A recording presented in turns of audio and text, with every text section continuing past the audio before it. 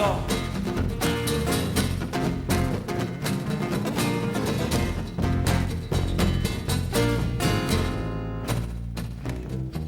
Hallo, blöde Siech, ein Glück und ein Sermon.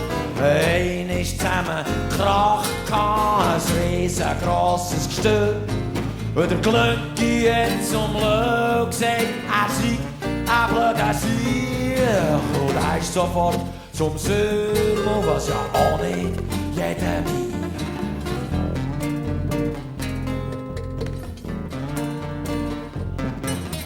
Und hat ihm das erzählt, sagt der Glünki sei ein Sermon. Und der Sermon hat am Glünki gesagt, und der macht draus ein Gestell. Und erzählt's ihm blöde Siech. Und wo der davon hat gehört, hat er gesagt zum Löw, er sei ein Löw. Und das hat ihn gestört.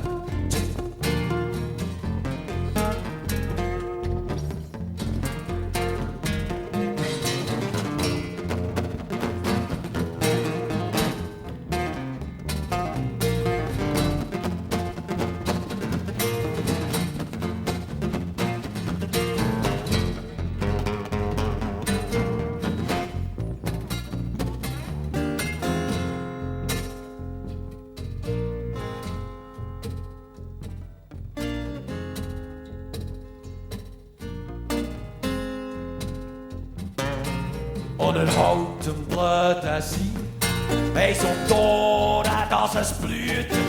Und der Glücki läuft dazu und greift jetzt auch noch ein und wütet. Und der Sermon und der Glücki und der Löw und der blöde Siech die ganze Nacht lang schlägeln bis am anderen Morgen früh.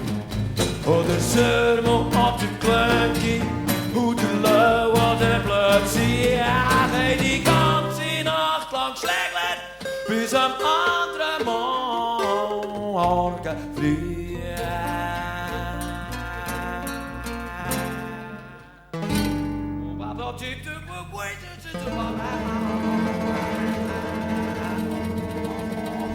Mr. John Lee Hooker, ladies and gentlemen.